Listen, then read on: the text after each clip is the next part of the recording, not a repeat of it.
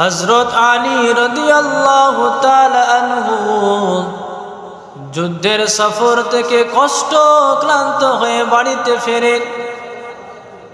হযরত আলী রাদিয়াল্লাহু তাআলা আনহু সন্ধ্যার সময় যুদ্ধের সফর থেকে কষ্ট ক্লান্ত হয়ে বাড়িতে আসেন।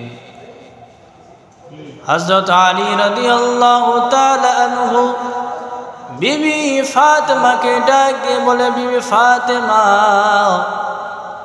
সন্ধ্যার সময় হযরত আলী রাদিয়াল্লাহু তাআলা আনহু বিবি ফাতেমাকে ডাক দিয়ে পানি চান।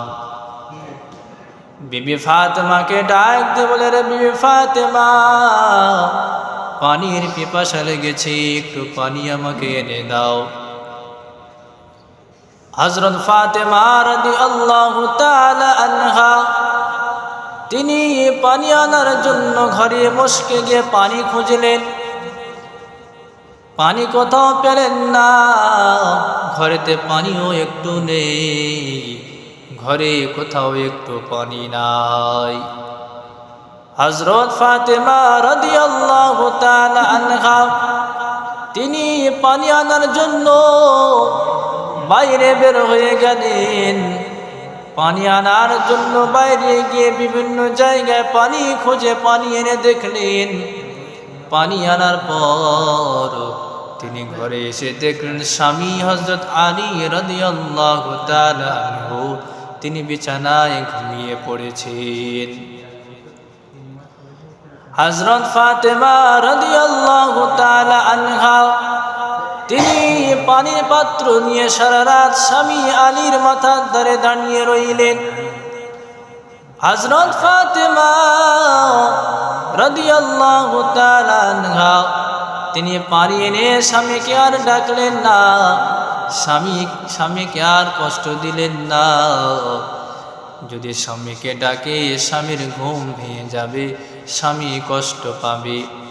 এই কারণে হযরত ফাতেমা রাদিয়াল্লাহু তাআলা আনহা তিনি পানির পাত্র নিয়ে স্বামী আলীর মাথার ধারে সারা রাত ধরে দাঁড়িয়ে থাকলেন। এমন সময় ফজরে আজান শুনতে পাই। আজান হয়ে গেল। হযরত আলী রাদিয়াল্লাহু তাআলা আনহু আজানের ধ্বনি শুনে ঘুম ভেঙে গেল। হযরত আলী রাদিয়াল্লাহু তাআলা আনহু তিনি ঘুম ভেঙে দেখলেন, ঘুম থেকে উঠে দেখলেন বিবি ফাতেমা মাথার সামনে দাঁড়িয়ে রয়েছে। হযরত আলী রাদিয়াল্লাহু তাআলা আনহু বিবি ফাতেমাকে ডাক দিয়ে বললেন, বিবি ফাতেমা, কি ব্যাপার তুমি দাঁড়িয়ে রয়েছো? হযরত ফাতেমা রাদিয়াল্লাহু তাআলা আনহা বললেন, স্বামী গো, আপনি সন্ধ্যাবেলায় পানি চেয়েছিলেন, ঘরে পানি না থাকার কারণে বাইরে থেকে পানি আনতে গিয়েছিলাম। বাইরে থেকে পানি এনে দেখলাম স্বামী আপনি শুয়ে পড়েছেন, আপনি ঘুমিয়ে পড়েছেন। তাই আর আপনাকে ডাকলাম না, আপনার ঘুম ভেঙে যাবে, আপনার কষ্ট হবে। তাই আমি পানি নিয়ে সারা রাত আপনার মাথার ধারে দাঁড়িয়েছিলাম। যদি আপনি আবার রাতের বেলা উঠে পানি তালাশ করেন, আমি আপনাকে পানি দেব। হযরত আলী রাদিয়াল্লাহু তাআলা আনহু বিবি ফাতেমার উপরে খুশি হয়ে আল্লাহর দরবারে হাত তুলে দোয়া করলেন, আল্লাহ, আমার বিবি ফাতেমা আমার জন্য যেমন কষ্ট করেছে, তুমি ওর কোনো রকম ভাবে কোনো রকম কষ্ট দিও না। আল্লাহর কাছে আর দোয়া করলেন, ও রব্বুল আলামিন, আমার বিবি ফাতেমাকে তুমি জান্নাতে মহিলাদের সরদারিনী বানিয়ে দিও। আল্লাহ রাব্বুল আলামিন হযরত আলী রাদিয়াল্লাহু তাআলা আনহুর দোয়াকে কবুল করে নিলেন।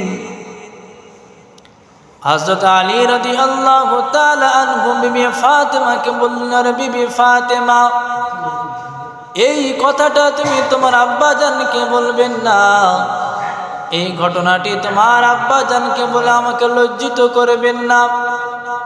হযরত আলী রাদিয়াল্লাহু তাআলা আনহু তিনি ফজরের নামাজ পড়তে চলে গেলেন। এদিকে হযরত জিবরাইল আমিন আলাইহিস সালাতু ওয়াস সালাম ফজরের সময় রাসূলুল্লাহ সাল্লাল্লাহু আলাইহি ওয়াসাল্লামের কাছে এসে হাজির। নবী পাক সাল্লাল্লাহু আলাইহি ওয়াসাল্লাম হযরত জিবরিল আমিন আলাইহিস সালাতু ওয়াস সালামকে দেখে আশ্চর্য হয়ে গেলেন। কি ব্যাপার, জিবরিল এত সকাল সকাল হাজির? হযরত জিবরিল আমিন আলাইহিস সালাতু ওয়াস সালাম বললেন, ইয়া রাসূলুল্লাহ, একটা সুসংবাদ নিয়ে আপনার কাছে হাজির হয়েছি। আল্লাহ রাসূল আমার বললেন, ও জিবরিল আমিন, এত সকাল সকাল কিসের সুসংবাদ নিয়ে আপনি হাজির হয়েছেন? হযরত জিবরিল আমিন আলাইহিস সালাতু ওয়াস সালাম বললেন, ইয়া রাসূলুল্লাহ, আপনার বেটি জান্নাতের মহিলাদের সরদারিনী হয়েছে। রাসূলুল্লাহ সাল্লাল্লাহু আলাইহি ওয়াসাল্লাম বললেন, কি করে হলো, কি ব্যাপার, একটু বিস্তারিত ঘটনা আমাকে বলে দাও। হযরত জিবরিল আমিন আলাইহিস সালাতু ওয়াস সালাম বললেন, ইয়া রাসূলুল্লাহ, হযরত আলী রাদিয়াল্লাহু তাআলা আনহু সন্ধ্যার সময় আপনার বেটির কাছে পানি তলব করেছে, আপনার বেটির কাছে পানি চেয়েছে পানি পান করার জন্য। ঘরে পানি না থাকার কারণে আপনার বেটি হযরত ফাতেমা রাদিয়াল্লাহু তাআলা আনহা বাইরে থেকে পানি আনতে গিয়েছে। বাইরে থেকে পানি আনার পরে সে দেখলো স্বামী আলী ঘুমিয়ে পড়েছে।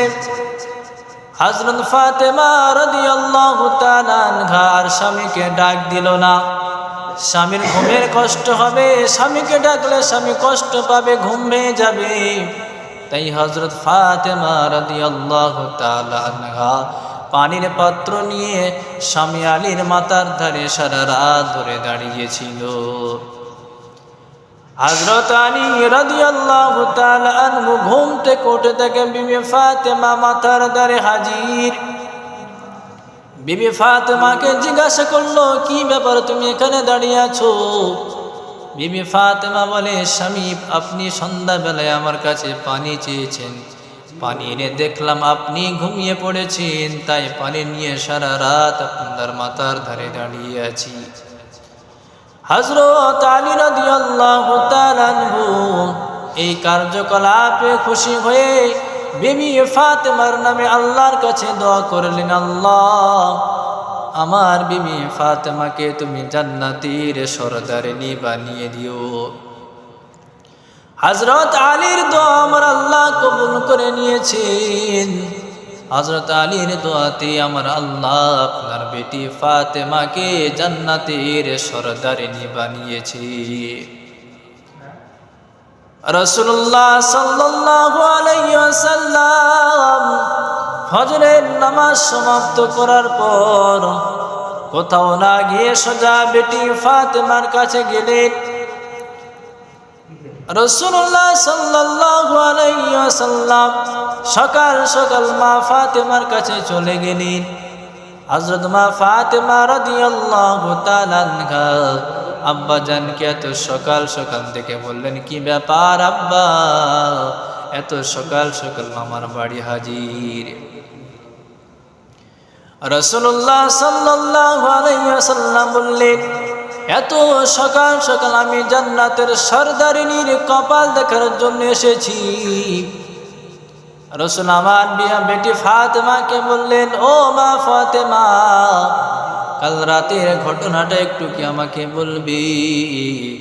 তোমার আর তোমার স্বামীর মধ্যে কাল রাতে কি ঘটেছে? হযরত মা ফাতেমা রাদিয়াল্লাহু তাআলা আনহা বললেন, আব্বা জান, স্বামীর তরফ থেকে আমাকে মানা করা আছে, আমি বলতে পারবো না।